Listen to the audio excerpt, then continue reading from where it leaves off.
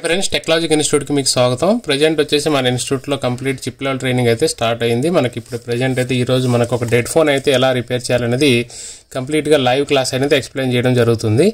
మన దగ్గరకు వచ్చేసి ఒక OnePlus మొబైల్ వచ్చిందండి. ఇది కంప్లీట్గా డెడ్ కండిషన్ వచ్చింది. కస్టమర్ సడన్గా డెడ్ అయిపోయిందని చెప్పారనమాట.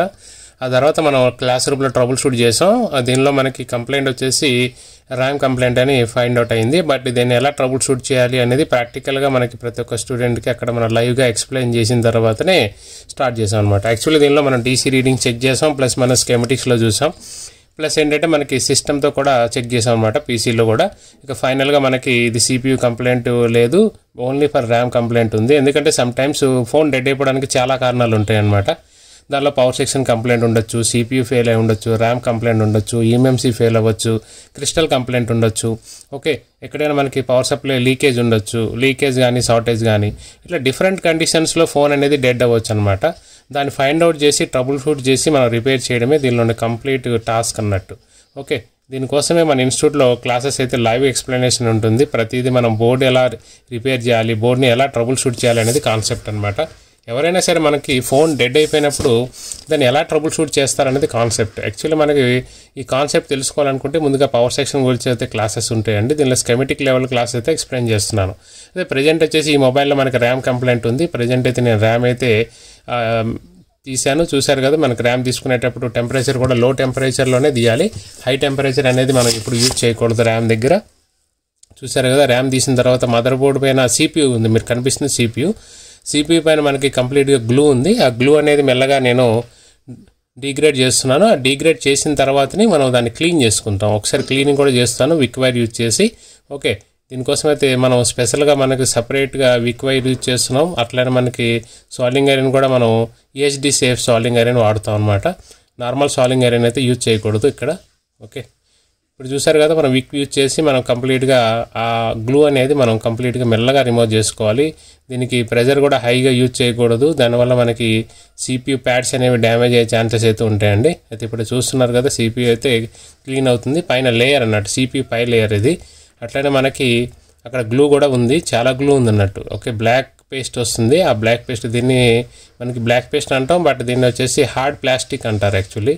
ఓకే, దీన్ని అయితే మనం క్లీన్ చేస్తున్నాం ప్రజెంట్ అయితే. కొంచెం టైం టేకన్ వర్క్ అనమాట, ఇదంతా కూడా లాంగ్ టైం పడుతుంది. కొంచెం మినిమం ఒక ½ అన్ అవర్ నుంచి 1 అవర్ అయితే ఈజీగా పడుతుంది. మనం ఫాస్ట్గా చేయడానికి ఎప్పుడు కూడా ట్రై చేయకూడదు మదర్ బోర్డ్ని. ఓకే, కొంచెం మెల్లగానే చేయాలి. స్లో కాన్సెప్ట్లోనే ఈజీ సక్సెస్ అవుతుంది. ఎక్కువ ఫాస్ట్ చేసేయడం వల్ల ఏమవుతుందంటే 90% కొంచెం ఇష్యూస్ వచ్చే అవకాశాలు ఎక్కువ. కాబట్టి 1 అవర్ అయితే టైం తీసుకొని చేయండి, ఇబ్బంది ఏమి ఉండదు. క్లీనింగ్ చేసుకుంటూ ఓకే, IP యూజ్ చేసి క్లీన్ చేస్తున్నాను ప్రజెంట్ అయితే. బోర్డు క్లీన్ చేసుకుంటూ మళ్ళీ క్లీన్ చేస్తూ ఉండండి. ఇట్లా 2-3 టైమ్స్ క్లీన్ చేసేసరికి మనకి మదర్ బోర్డులో ఉండే ఆ ప్యాడ్స్ అనేవి పర్ఫెక్ట్గా క్లీన్ అయిపోతాయి. చూసారు కదా, ఈ ప్రాసెస్ అంతా కూడా స్టూడెంట్స్కి లైవ్ ఎక్స్ప్లెయిన్ చేసి ఫస్ట్ ఆ క్లాస్ అనేది చెప్తున్నప్పుడు మనం ఎలా చేస్తున్నాం, ఫస్ట్ స్టెప్ తీసుకున్నాం, సెకండ్ స్టెప్ ఎట్లా క్లీన్ చేయాలి, వీటి గురించి కంప్లీట్ అయితే మనం చెప్తాం అనమాట. ఫ్రెండ్స్, ఇన్స్టిట్యూట్లో మనం కంప్లీట్గా బోర్డ్ లెవెల్ క్లాస్ ప్లస్ మనకి IC వర్క్ చేస్తుంది. IC ఇన్పుట్ వోల్టేజెస్ ఏంటి, అవుట్పుట్ ఏముంటాయి, ప్లస్ DSO క్లాసెస్ కూడా ఎక్స్ప్లెయిన్ చేస్తాం. ఇదంతా కూడా మనకి మాస్టర్ కోర్సులో అయితే వస్తుంది. మీరు master course plus advance chip level రెండు కూడా మన ఇన్స్టిట్యూట్లో అయితే ప్రజెంట్ అయితే చెప్తున్నాం అనమాట. సేమ్ ఫీజులోనే రెండు కూడా కవర్ చేస్తున్నాం. దీనిలో కంప్లీట్గా ఒక ఫ్రెషర్ వచ్చి మనం ఎలా నేర్చుకుంటాడు, ప్లస్ ఒక ఎక్స్పీరియన్స్ క్యాండిడేట్ వాడికి ఎలా చెప్పాలి, అలా డిఫరెంట్ కాన్సెప్ట్స్ అయితే మన ఇన్స్టిట్యూట్లో ఉంటాయి అన్నమాట. ప్రజెంట్ వాటి గురించి డిజైన్ చేస్తూ ఉంటాం. అంటే ఎక్స్పీరియన్స్ క్యాండిడేట్కి ఎలా చెప్పాలి క్లాసెస్ అనేది సపరేట్ డిజైనింగ్ ఉంది మన దగ్గర. ఓకే, అట్లా మనకు కాన్సెప్ట్ ఉంటుంది. కోర్సు 30 డేస్ అనేది ఎక్స్ప్లెయిన్ చేస్తాం. ఓకే, ఇప్పుడైతే చూసారు కదా, ఆ ప్లెయిన్ గ్లూని మనం బ్లోయర్ హీట్ అప్లై చేసి ప్లస్ గ్లూక్ అనేది కట్ చేస్తున్నాను. సపరేట్ టూల్ వస్తుంది, మీరు చూసారు కదా, ఆ డిఫరెంట్ షేప్లో ఉంది. ఆ టూల్ అయితే యూజ్ చేయొచ్చు.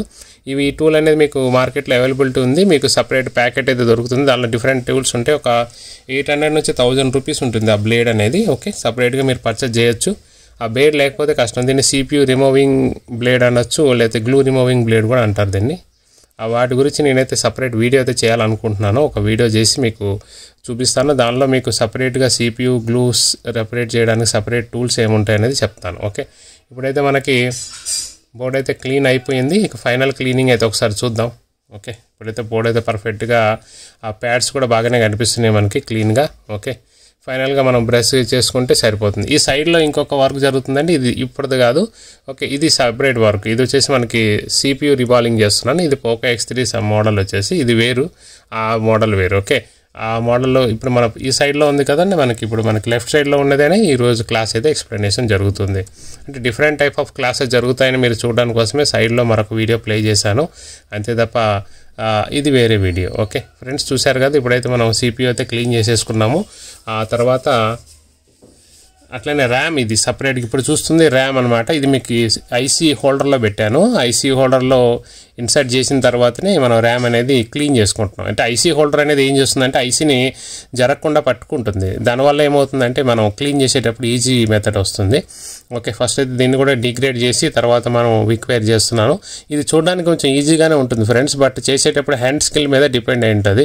సమ్టైమ్స్ ఏమవుతుందంటే మీరు చేసేటప్పుడే ఆ ర్యామ్ అనేది ఫెయిల్ అయ్యే ఛాన్సెస్ ఉంటాయి. కాబట్టి కొంచెం హ్యాండ్ స్కిల్ అనేది ఇంప్రూవ్ చేసుకోండి. దీనికోసం మీకు ఈజీ మెథడ్ చెప్పాలంటే ఫస్ట్ కొన్ని డెడ్ సెట్స్ తీసుకొని దానిలో మనకి ఐసీ వరకు ప్రాక్టీస్ చేయండి. జస్ట్ ప్రాక్టీస్ మాత్రమే చేయండి.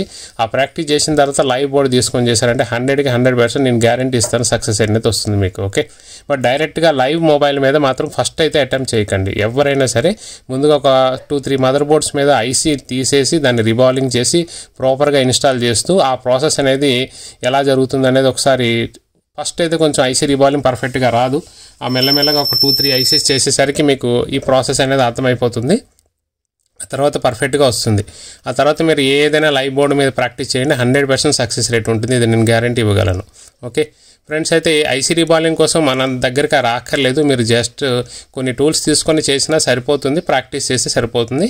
బట్ ఏంటంటే ట్రబుల్ షూటింగ్ క్లాసెస్ అనేవి ఉంటాయి. అంటే లైక్ మనకి ఒక బోర్డులో కంప్లైంట్ ఏమొచ్చింది అంటే ఒక సెక్షన్ లైక్ ఆడియో సెక్షన్ ఉందనుకోండి, ఆడియో సెక్షన్లో ఆడియో ఐసీ కంప్లైంట్ ఉంటుందా, లేదంటే మనకి దానిలో ఉండే I2C లైన్స్ కంప్లైంట్ ఉన్నాయా, వీటి గురించి కంప్లీట్గా నాలెడ్జ్ కోసమే ఇన్స్టిట్యూట్స్కి రావాల్సి ఉంటుంది. అట్లనే ఒక ఛార్జింగ్ కంప్లైంట్ ఉందనుకోండి, ఛార్జింగ్ కంప్లైంట్ అసలు ఛార్జింగ్ ఐసీ కంప్లైంట్ ఉందా, లేకపోతే బ్యాటరీ కంప్లైంట్ ఉందా, లేకపోతే CPU కంప్లైంట్ ఉందా అంటే చూసారు సార్, ఇప్పుడు మనకి ఛార్జింగ్ కంప్లైంట్కి CPUకి ఏం రిలేషన్ ఉంటుంది, వీటి గురించి కూడా క్లాసెస్ ఉంటాయి. అట్లనే ఛార్జింగ్ కంప్లైంట్ వచ్చినప్పుడు పవర్ ఐసీలో కూడా ఉండొచ్చు, ఛార్జింగ్ ఐసీలో ఉండొచ్చు, CPUలో ఉండొచ్చు. అట్లనే బ్యాటరీ బేసిక్స్ వర్క్ కూడా ఉంటాయి. అంటే మీరు బేసిక్ చెకింగ్ కూడా కంప్లీట్గా నేర్చుకున్న తర్వాతనే అడ్వాన్స్ లెవెల్ ఉంటుంది. కాబట్టి మన ఇన్స్టిట్యూట్లో 2 క్లాసెస్ ఉంటాయండి. ఓన్లీ ఛార్జింగ్ సెక్షనే 5 days క్లాస్ అయితే ఉంటుంది. అట్లనే డెడ్ ఫోన్కి ఒక 5 days ఇస్తాము.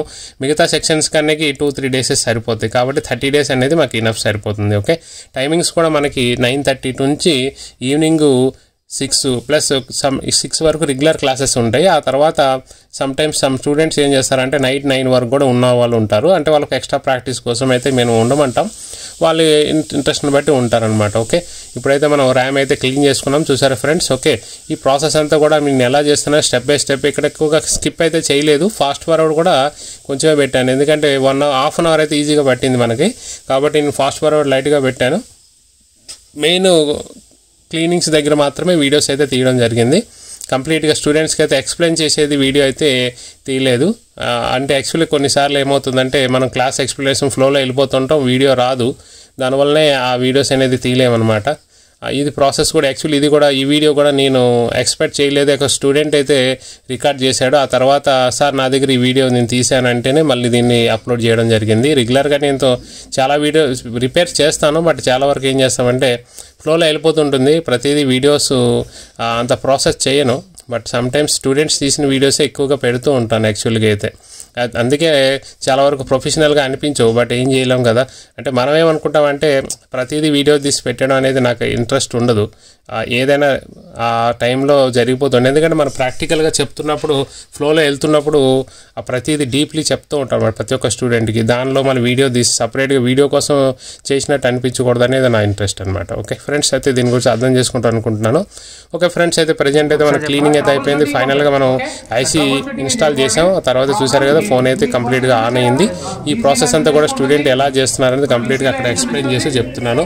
ఓకే, స్టూడెంట్స్ అయితే హ్యాపీగా ఫీల్ అవుతున్నారు. Okay friends, thank you. Next వీడియోలో కలుస్తాను.